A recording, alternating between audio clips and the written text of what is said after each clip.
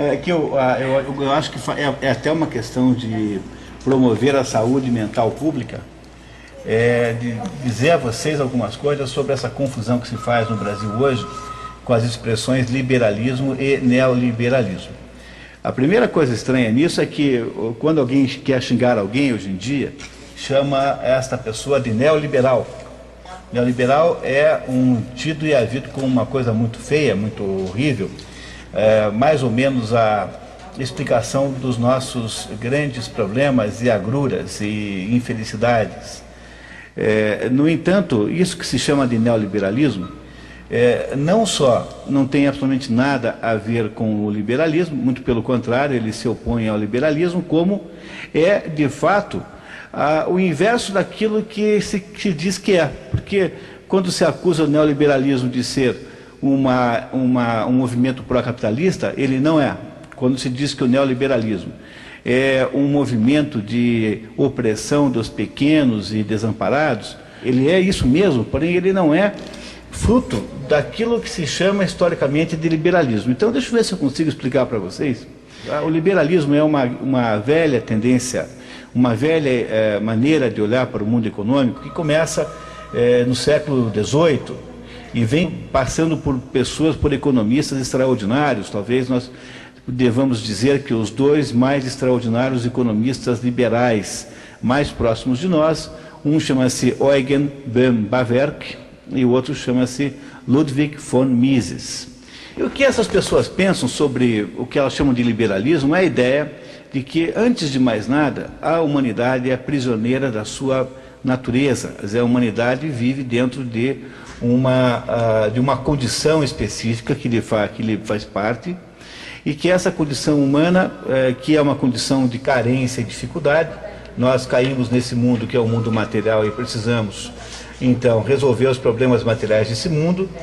Esta necessidade de conseguir produzir a solução para a própria vida humana depende exclusivamente daquilo que Ludwig von Mises chama de ação humana. E essa expressão ação humana é o título do livro que ele publicou, aí mais ou menos em 1950, 40 e alguma coisa, 50, que é o livro, digamos assim, o livro básico do pensamento liberal propriamente dito. Então, o que é que significa isso em termos bem práticos? Significa o seguinte, que não há como você imaginar que o governo vai resolver os problemas que competem só aos indivíduos. A ideia do liberalismo é que, quando se trata de resolver questões econômicas, é preciso insistir aqui no fato de que o liberalismo só serve para questões econômicas. Não estou aqui dizendo em nenhum momento que se deva aplicar uma abordagem liberal para problemas não econômicos. Por exemplo, eu não consigo defender a ideia de liberar as drogas, por exemplo, como uma abordagem liberal. Não é isso, não serve esse raciocínio, porque as drogas não são, em princípio, um assunto do mundo econômico. As drogas são um assunto do mundo do poder, do mundo da disputa entre os grupos armados. Porém, no âmbito do mundo econômico, a ideia do liberalismo é que, se as pessoas forem deixadas em paz e puderem, então, assumir as próprias responsabilidades pelo seu sustento, se houver um clima de liberdade para a ação humana, o resultado que isso vai gerar é um resultado espetacular em termos econômicos. E aí, então, quando você percebe que até isso ser posto em prática, a humanidade era muito, muito mais pobre do que é hoje. A história da Europa, por exemplo, é uma história de pobreza. Aliás, se tem algum assunto que economista nem devia tentar discutir, é tentar compreender a pobreza, porque a pobreza, a naturalidade da condição humana, ou seja, o único assunto que tem sentido econômico de verdade é entender por que é que tem gente que não é pobre. Ou seja, o único ponto relevante é entender a riqueza e não a pobreza. Pois o que os liberais dizem, portanto, é que, se a ação humana for deixada com liberdade, se o Estado, se o governo, se as instituições a deixarem funcionar com toda a liberdade, o resultado concreto que isso vai gerar, real, material, será economicamente muito maior do que você fazer o contrário, que é ficar estabelecendo restrições e limitações à ação econômica, como se ela fosse em si uma coisa negativa, criminosa ou delinquente. E se você prestar atenção um minuto, você verá que o que acontece na prática do dia a dia do Brasil é uma sucessão interminável de limitações à atividade econômica. O que acontece no Brasil hoje é que a atividade econômica é uma espécie de concessão que o Estado faz para você e que torna-se cada vez mais uma concessão precária. Ou seja, a qualquer momento o Estado pode retirar de você o direito de estabelecer uma atividade econômica. O neoliberalismo é o modo como os governos socializantes modernos descobriram que poderiam parecer menos socialistas. Quer dizer, enquanto o liberalismo é de fato uma proposição de um modo de lidar com as coisas do mundo, o neoliberalismo é uma tapeação, é mais ou menos assim.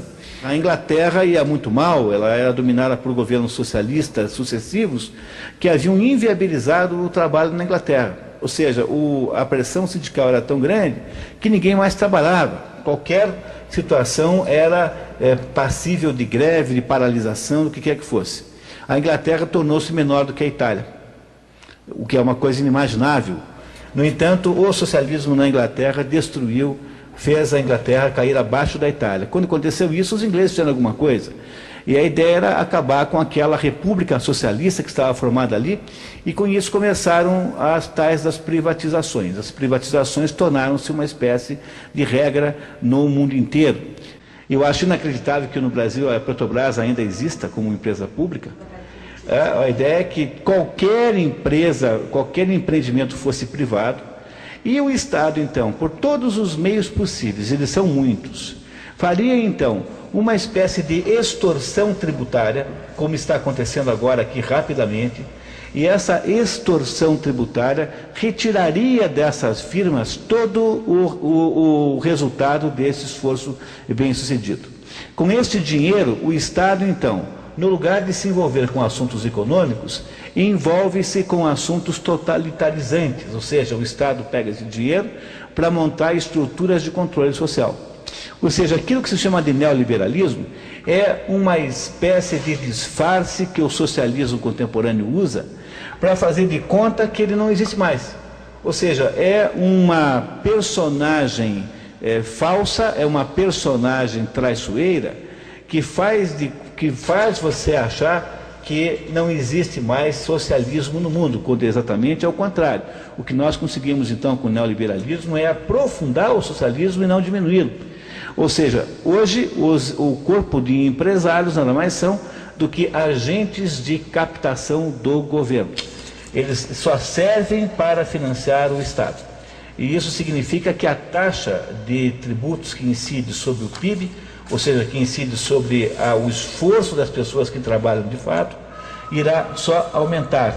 A minha previsão é que quando o governo estabelecerá nos próximos anos, aí 1 ou 2 anos, uma nova modalidade de cobrança de encargos sociais, aí nesse momento a carga tributária vai pular mais uns 5, 6% para frente, e o governo vai dizer assim, ops, desculpe, mas acontece que agora eu já gastei o dinheiro, já botei aqui no orçamento, sinto muito, agora vai ficar nisso mesmo.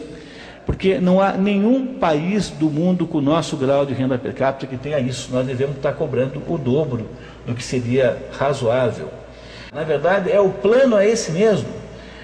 Quando eu ouço as pessoas aí, os ortodoxos petistas, reclamarem que o governo Lula os traiu, na verdade não é que o governo Lula os traiu, é que vocês é que não entenderam nada. Pô. Vocês é que não compreendem o que está acontecendo de fato. O governo Lula só está produzindo o plano correto para aumentar o grau de poder do Estado sobre todo mundo. Agora ele quer controlar o seu espírito, a sua palavra, o que você vê, ele quer que você não fique mais num bar depois das 11 horas ou das 10 horas, ele quer restringir as suas escolhas pessoais, controlar as suas expressões, saber se ele quer definir se você pode ou não pode chamar aquele seu amigo de negão, se você tem esse direito ou não, enfim. Para tudo isso você precisa de uma super polícia, de um super aparelho de Estado esse que necessita de uma quantidade pantagruélica de impostos. O que é que os governos socialistas fizeram então? Admitiram que não sabem fazer sapato e prego, e então deixam os empresários fazerem sapato e prego, E com o recurso e com o sucesso deles, sobre esse sucesso deles, as taxas em tributação são crescentemente maiores. Isso é, por acaso, o resultado de uma economia liberal? Não, isso é apenas uma forma mais sutil, sofisticada de fazer socialismo, que precisa basicamente de dois tipos de trouxa.